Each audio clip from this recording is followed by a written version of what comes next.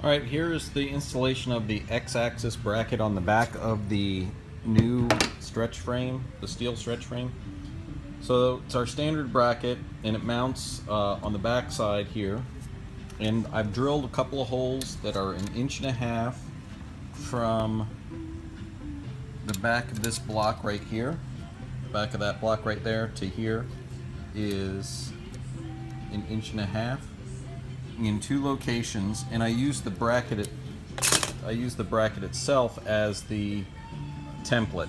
There's holes in the bracket that are ready to go. So as you can look at that on the back side here. There's the holes in the bracket.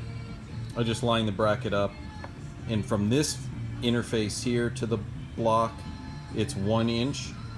So it's either 1 inch from the back face to this edge, or it's 1.5 from the back face to the center of the bolt. Once that's installed, then you install the X-axis drive assembly just like you normally would with 1-inch screws.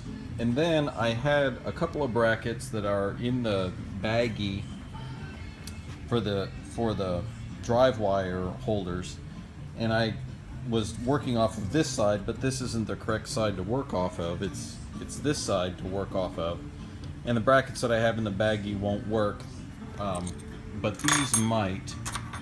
And it's this bracket right here. If this is mounted, you drill a hole there and use the screw. It can't. Let's see. Probably you can decide which way it's supposed to go, this way or this way, for it to work. But you'd pre-drill the hole and then use the self-tapping screw to lock that in. And that should be pretty close to being right. We may have to make special brackets for this because of that, because of this encoder rail.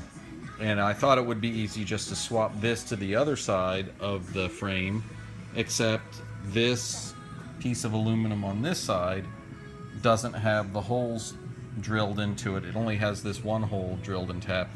It doesn't have the other ones for the piece to go in. So they're not the same part. They're 2 different part numbers for that. So anyway, that'll give you something to work on. This will probably be the hardest thing to work on right here, is that. But everything else should go together straightforwardly. The Y-axis uses the standard neat bracket like this off the fun quilter like we normally do. I've got drive wires ready to go. The X-axis drive wire holder are standard stretch holders, which should work fine.